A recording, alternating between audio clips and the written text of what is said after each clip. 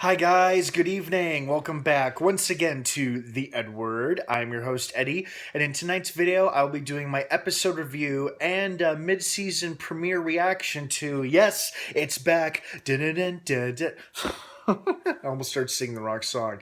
Dun-dun-dun-dun-dun-dun-dun-dun. There we go. The Walking Dead has returned to AMC. It premiered earlier tonight.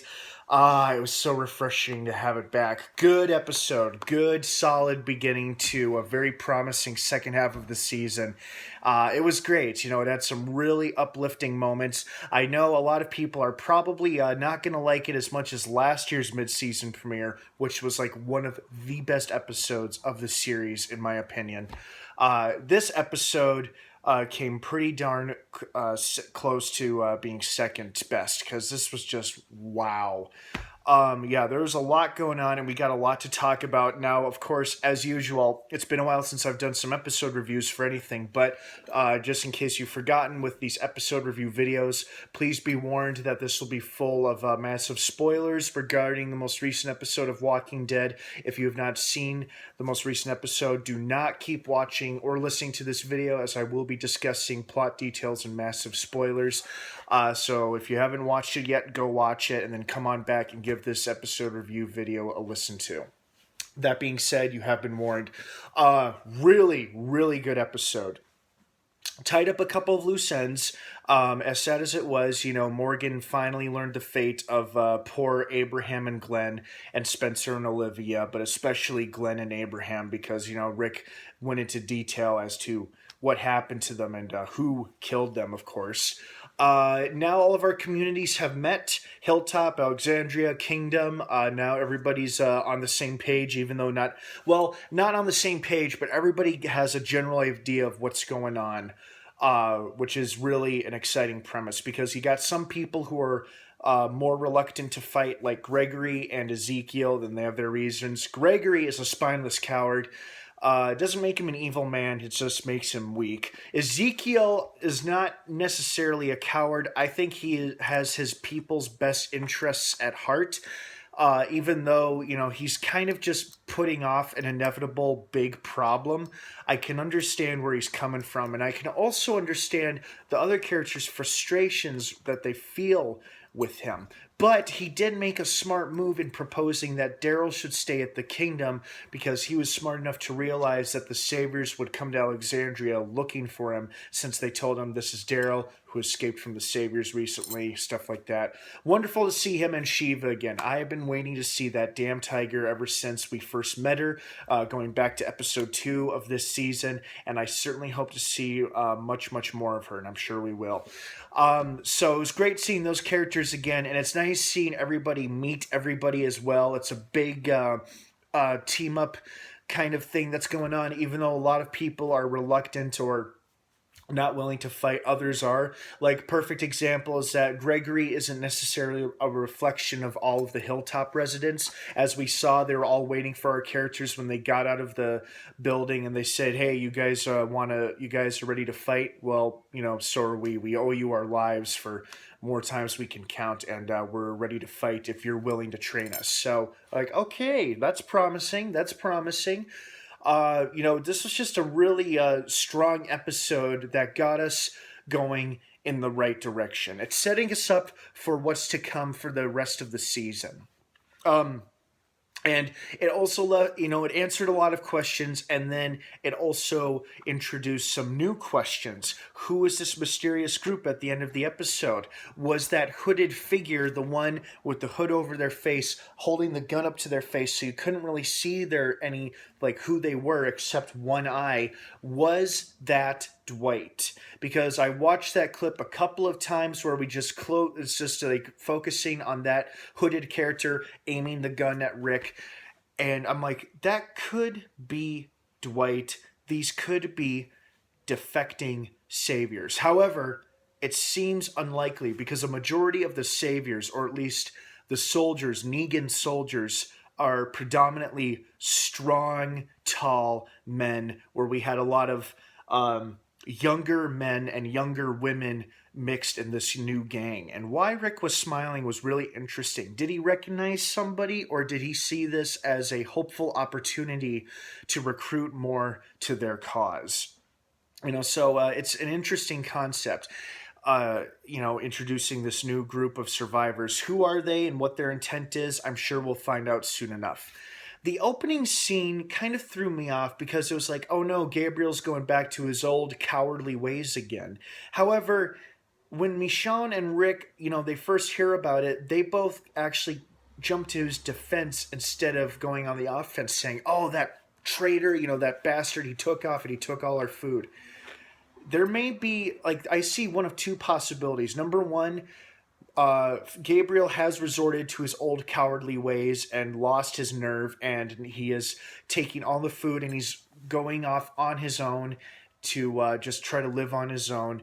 Or number two, well, I should say there's three possibilities. Number two, he's going to the sanctuary, the Savior's sanctuary, to warn Negan that Rick is planning to plan a revolt against him, uniting all of these survivor communities in order to save his own skin.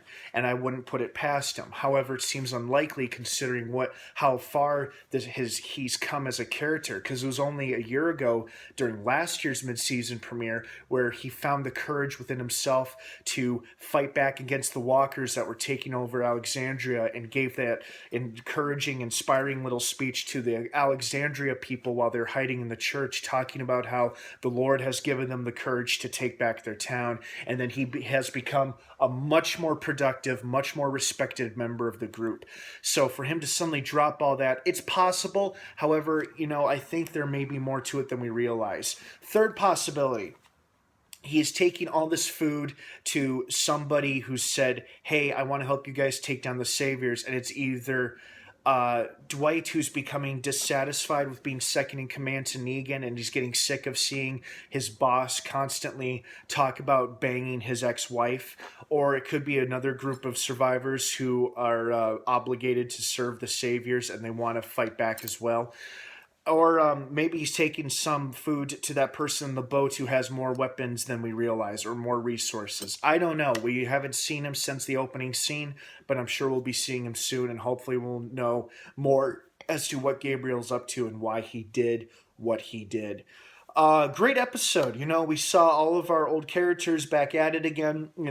This episode felt so much more hopeful and positive than previous episodes of this season have felt. I mean, the mid-season finale felt a bit more hopeful towards the end, but this episode had a feeling of hope and togetherness throughout the entire thing. And that was an incredible, awesome scene, by the way, killing the walkers with the two cars, Rick and Michonne each driving one, and just mowing them down. It was like literally mowing the lawn of walkers. That was such an incredible scene.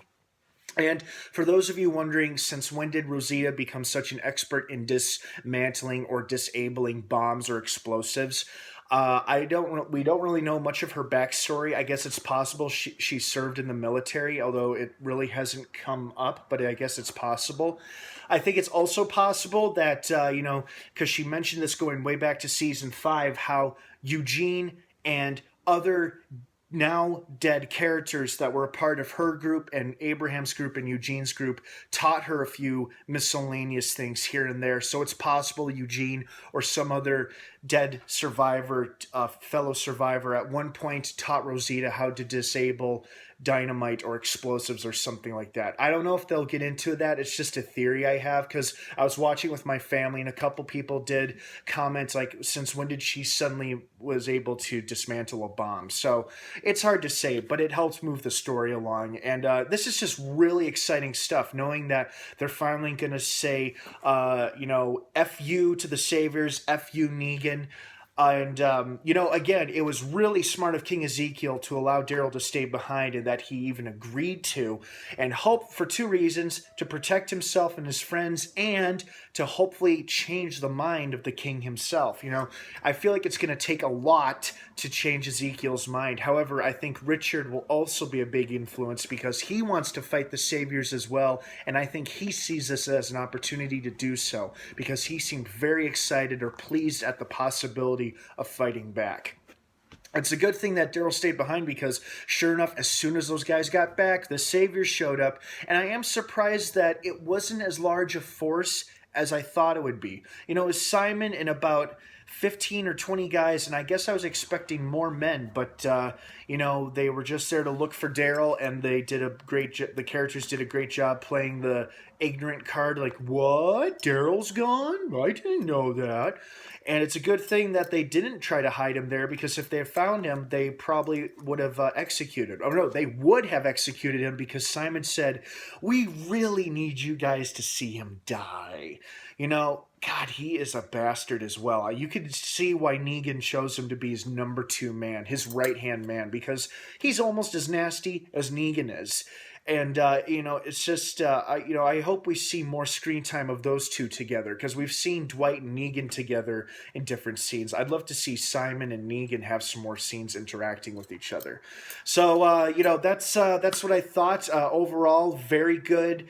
Mid-season premiere, very enjoyable. Wasn't as action-packed as I hoped it would be, but it certainly had a lot of promise and potential for the rest of the season, and hell, for what's to come for the rest of the series. Well, guys, thank you so much for joining me for another episode review of The Walking Dead. What did you think about tonight's episode? What did you think of the mid-season premiere? Like it, hate it, love it? Not really sure. Please leave your feedback, comments, and opinions down below in the comments section. I'd love to hear from everybody. If you have to disagree with one another, please do so in a polite, civilized manner. You can disagree with each other, just no trolling or unnecessary name-calling. Keep it civil and respectful.